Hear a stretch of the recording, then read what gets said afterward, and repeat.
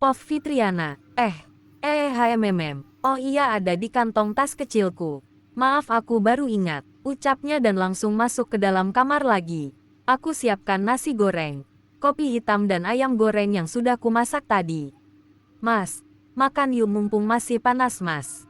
Teriakku dari meja makan. Iya sebentar. Tak lama kemudian dia datang dengan membawa ponselnya. Tumben bawa ponsel waktu makan pagi. Biasanya kalau makan kamu tidak suka aku bermain ponsel. Tanyaku ketus. Oh, iya. Ini loh.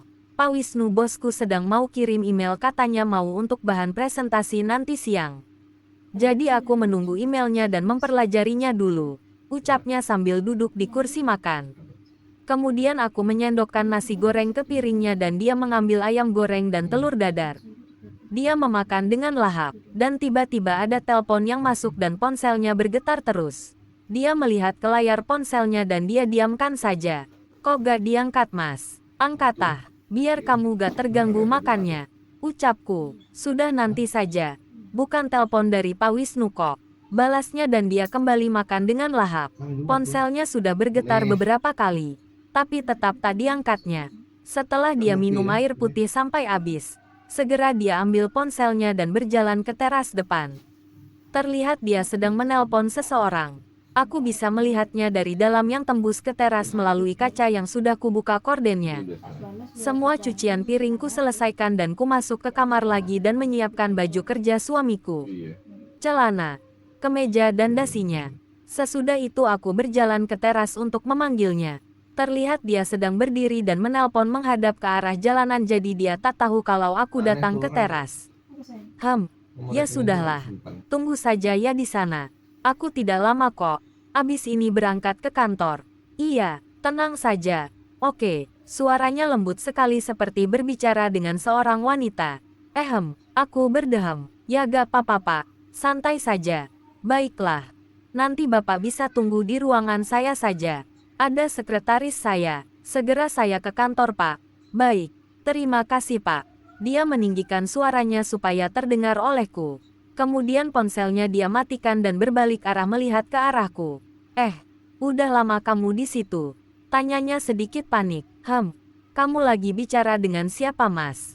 Tanyaku curiga. Dia terlihat berusaha untuk tenang sebelum membalas pertanyaanku. Oh, itu tamuku yang calon klien itu yang tadi malam bertemu.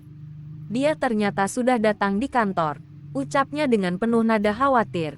Oh, kirain dengan siapa? Aku kembali berjalan ke dalam dan mengarah ke dapur. Suamiku berjalan di belakangku dan masuk kembali ke kamar. Aku langsung menghidupkan air untuk mengisi tabung cucian dan memberikan detergennya. Setelah airnya cukup, aku langsung putar dan mesin cuci pun hidup menggiling. Aku berjalan ke kamar untuk membantu suamiku siap-siap menuju ke kantor. Kamu sudah siap mas? Tanyaku. Sudah sayang. Aku buru-buru ya sayang. Dia langsung mengambil tas kerjanya kemudian mencium keningku. Dia berjalan cepat ke arah mobil dan langsung pergi menghilang. Aku masuk ke dalam rumah dan menutup pintu depan dan menguncinya. Ku masuk ke dalam kamar untuk merapikan kembali ranjang tidurku. Drurt-drurt. Ku cari suara HP yang berbunyi getas. Ternyata HP Mas Igun yang berbunyi. Dan aku melihat HP-nya terjatuh di bawah nakas. Mungkin dia tak tahu kalau HP-nya terjatuh. Kuambil HP-nya yang masih bergetar. Di layar tampak ada telepon masuk dari Linda Sweat. Siapa ini Linda Sweat? Kudiamkan saja dan kuletakkan kembali di atas nakas. Mas Igun punya selingkuhan kayaknya. Kenapa ada telepon dari perempuan yang diberi nama Linda Sweat ya? Wah, aku harus selidik. Tidak bisa dibiarkan. Kulihat HP-nya berhenti bergetar dan langsung ada suara getar 2 kali dan kulihat ada pesan. Masuk. Aku ambil HP-nya dan kubuka yang ternyata tidak terkunci. Isinya membuat aku naik pitam. Mas, jangan lupa CD merahku kamu bawa ya. Hihihi. Langsung darahku bergolak dan tak pakai lama. Aku langsung mengganti bajuku dan bersiap ke kantor Mas Igun. Sesudah ku pakai hijab seadanya, memesan taksi online yang sekitar 10 menit kemudian datang. Jarak dari rumah ke kantornya Mas Igun lumayan jauh, jadi setelah sekitar 1 jam baru sampai di kantornya. Aku masuk dan beberapa security yang sudah mengenalku mempersilahkan aku untuk langsung ke lantai atas menuju ruangan suamiku.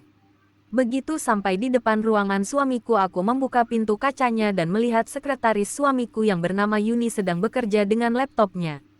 Dia langsung berdiri. "Pagi Mbak Yuni, suami saya ada," tanyaku dan berdiri di depan mejanya. Ibu. Pagi." Bapak sedang rapat Bu di dalam.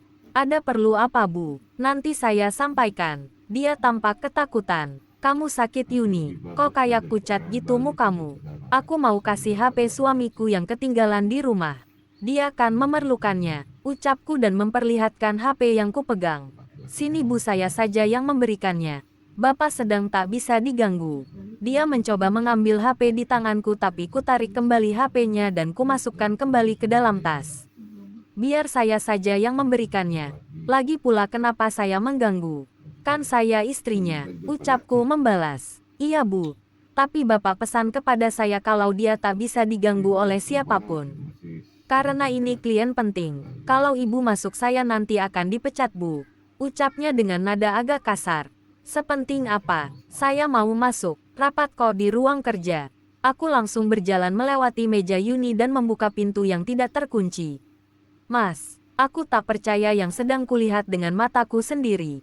Aku langsung menjatuhkan HP yang sedang kupegang dan sambil menutup mulutku dengan telapak tanganku. "Oh, Mas." Dia yang sedang memangku seorang wanita yang menghadap ke arahnya sambil berciuman pun berhenti. Perempuannya sempat menengok ke belakang dan tersenyum sinis. "Sayang," ucapnya setelah melihatku ke arahnya. Aku langsung berlari keluar dari ruangannya dengan menangis. Suamiku sepertinya mengejarku. Sesampainya di jalan raya aku langsung menyetop taksi yang pas saja lewat. Langsung aku naik ke dalam taksi dan menyuruhnya jalan. Mas Igun tampak keluar dari gedung kantornya dan mengejar taksiku tapi dia berhenti karena taksinya melaju dengan cepat. Aku menangis di dalam taksi. Betapa jahatnya dia telah membohongiku demi nafsu bejatnya. Dia sudah melukaiku hatiku karena dia telah membohongiku dan berselingkuh dengan perempuan yang berkulit putih dan berambut panjang tadi. Aku masih ingat ketika dia sedang berciuman dengan bergairah dan kedua tangannya yang ada di punggung dan ada di dalam kemeja putih yang dipakai perempuan itu. Aku tak sanggup lagi, ya Allah.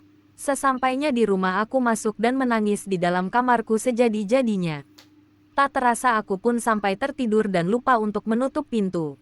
Tampak ku dengar sayup-sayup suara mobil datang dan orang yang keluar dari dalam mobil. "Sayang, sayang." Mas Igun berlari ke dalam kamarku dan memelukku. "Sayang, kamu ada apa ke kantor tadi?" tanya suamiku tanpa ada rasa bersalah sedikitipun. Aku menepis pelukannya dan berdiri menjauh sampai bersender di depan kusen pintu. Dia pun akhirnya berdiri dan ingin mendekatiku. "Pergi kamu, aku tak sudi mempunyai suami tukang selingkuh. Pergi," teriakku. Bersambung. Asteris.